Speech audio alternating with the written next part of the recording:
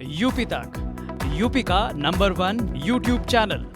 नमस्कार, यूपी तक में आपका स्वागत है। मैं हूं संतोष कुमार। आज का यूपी में जो दो खबरें बहुत अहम हैं, जिनका आपको जानना बहुत ज़रूरी है, जिनके राजनीतिक मायनों को समझना मौजूदा हालात में बेहद अहम हो जाता है, वो दो बड़ी खबरें हैं। उत्तर प्रदेश के बुंदेलखंड इलाके में 3 दिवसीय सपा अध्यक्ष अखिलेश यादव का दौरा आज झांसी में खत्म हो गया, और दूसरी खबर भी समाजवादी पार्टी के खेमे से है, और वो खेमे से है ब्राह्मण वोट बैंक को बहुत अहम हो जाती है। चर्चा है कि समाजवादी पार्टी में पूर्वांचल के एक कद्दावर ब्राह्मण नेता समाजवादी पार्टी में शामिल होने जा रहे हैं। कौन है वो नेता, और अगर वो समाजवादी पार्टी में शामिल होते हैं तो कैसे ब्राह्मण वोट बैंक की राजनीति में समाजवादी पार्टी गेन करेगी, लाभ में पहुंच जाएगी, और बीजेपी के लिए ब्राह्मण वोट बैंक साधना मुश्किल हो जाएगा। क्या होगा इसका राजनीतिक इफेक्ट, ये भी हम बताएंगे आज का यूपी में। सपा अध्यक्ष अखिलेश यादव अपने विजय रथ यात्रा को लेकर बुंदेलखंड के दौरे पर हैं। बीते 3 दिनों से अखिलेश यादव ने अपने बुंदेलखंड के दूसरे चरण के इस रथ यात्रा की शुरुआत बांदा से की थी। पहले दिन यह विजय रथ बांदा से महोबा पहुंचा, दूसरे दिन ललितपुर में अखिलेश यादव ने रोड शो किया, और आज यानी बुंदेलखंड दौरे के आखिरी दिन अखिलेश यादव ने अपनी पूरी ताकत के साथ पूरे रोड शो में ताकत लगा दी पार्टी ने, और झांसी में रोड शो कर उत्तर प्रदेश सरकार और बीजेपी को जमकर घेरा। बुंदेलखंड मौजूदा विधानसभा चुनाव में बहुत अहम होता जा रहा है। प्रधानमंत्री नरेंद्र मोदी भी 2 बार महोबा आ चुके हैं। कांग्रेस महासचिव प्रियंका गांधी महोबा में रैली कर चुकी हैं, और अखिलेश यादव की ये दूसरी विजय रथ यात्रा है। अगर उत्तर प्रदेश में समाजवादी पार्टी की इस विजय रथ यात्रा की बात करें तो विजय रथ यात्रा का ये 5वां चरण है, और बुंदेलखंड में ये दूसरा चरण। पहला जो शुरुआत हुई थी वो कानपुर से, जिसमें अखिलेश यादव ने हमीरपुर, जालौन होते हुए बुंदेलखंड के कुछ जिलों को में रथ यात्रा निकाली थी, और अब ये दूसरे चरण में बांदा, महोबा, ललितपुर और झांसी में ये विजय रथ यात्रा निकाली गई। इन 3 दिनों के दौरान जो सड़कों पर जो भीड़ उमड़ी, हालांकि वो सभी लाल टोपीधारी थे, यानी समाजवादी पार्टी के समर्थक ही थे ये कहा जा सकता है, लेकिन जो भीड़ उमड़ रही थी वो अपने आप में कुछ संकेत दे रही थी कि उत्तर प्रदेश में कुछ सियासी समीकरण बदल रहे हैं, हवा बदल रही है। टक्कर बीजेपी को सपा दे रही है, और अखिलेश यादव इसमें सबसे बड़ा चेहरा बनकर उभर कर सामने आ रहे हैं। बांदा में रोड शो किया तो अखिलेश यादव ने कि मंच पर कृष्णा पटेल थी, उनके सहयोगी दल के केशवदेव मौर्य थे। महोबा से ललितपुर पहुंचे तो ललितपुर में ओम प्रकाश राजभर थे। तो यूँ कहा जाए कि अखिलेश यादव ने इस बार चुनाव में अपनी स्ट्रेटेजी छत्रप नेताओं के साथ शुरू की है। पूर्वांचल के राजनीतिक समीकरण को ठीक करने के लिए ओम प्रकाश राजभर को साथ ले रखा है। प्रयागराज की बेल्ट में कुर्मी वोट बैंक को साधने के लिए कृष्णा पटेल को ले रखा है साथ में। वहीं दूसरी तरफ अगर ये कहा जाए कि पश्चिमी उत्तर प्रदेश में अखिलेश यादव के साथ आरएलडी है, जयंत चौधरी जैसा चेहरा है। यानी उत्तर प्रदेश को अखिलेश यादव ने एक छोटे छोटे भागों में अपने हिसाब से बांट लिया है कि कहाँ पे किस नेता का इफेक्ट है, और उस नेता के साथ वो उस रथ यात्रा में गुजर रहे हैं, वहाँ पे रोड शो कर रहे हैं उस नेता की मौजूदगी में।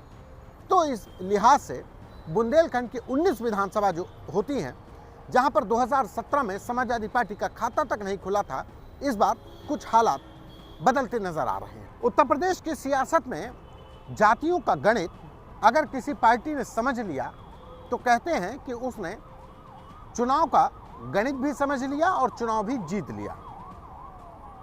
हालांकि युग बदल रहा है, आज दुनिया एक मोबाइल में सिमट कर रह गई है, लेकिन इस बार का 2022 का विधानसभा चुनाव जातियों के दम पर लड़ा जा रहा है।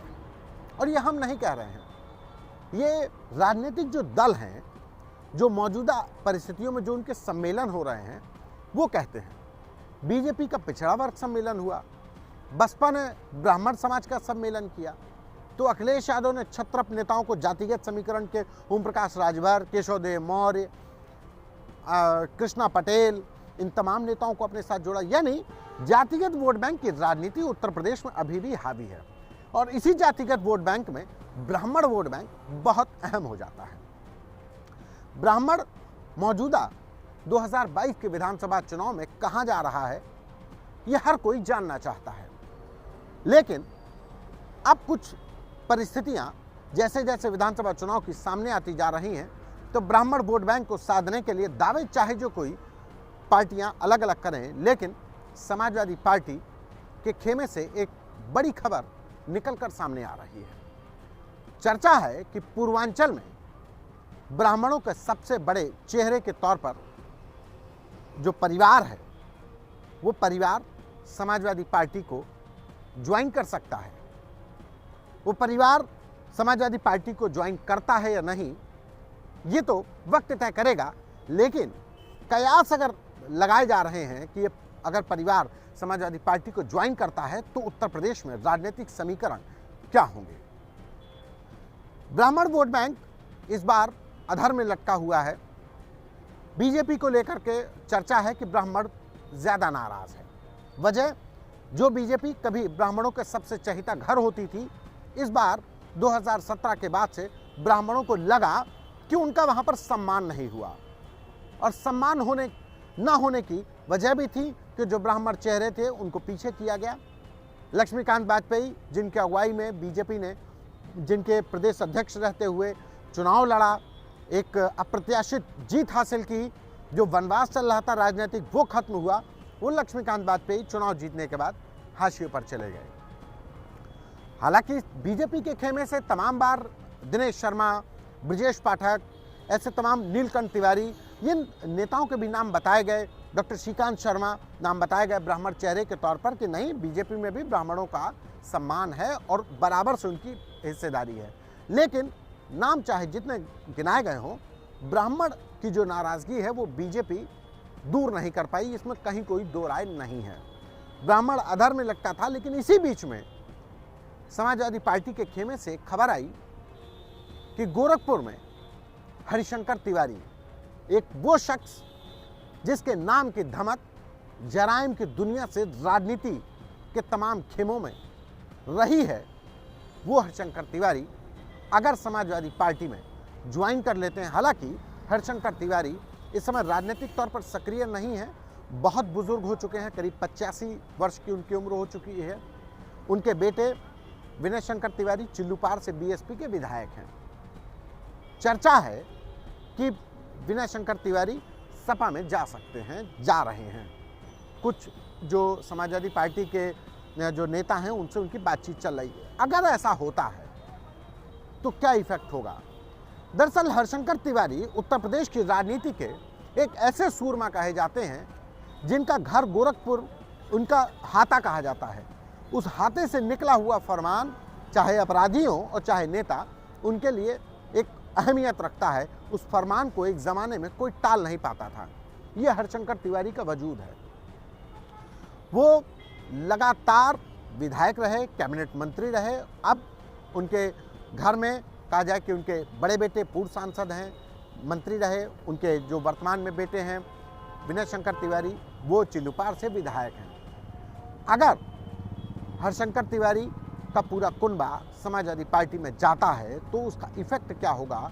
वो इफेक्ट होगा ब्राह्मण वोट बैंक। पूर्वांचल में जिन सीटों पर ब्राह्मण वोट बैंक हावी है, या यूँ कहा जाए कि ब्राह्मण वोट की राजनीति बहुत अहम हो जाती है, वहाँ पर अगर हरिशंकर तिवारी का कुनबा समाजवादी पार्टी के झंडे के नीचे आ जाता है तो समाजवादी पार्टी कहीं ना कहीं बहुत बड़ा, एक कहा जाए कि जातिगत एक चाल चल देती है, जातिगत एक उसकी एक जीत होगी।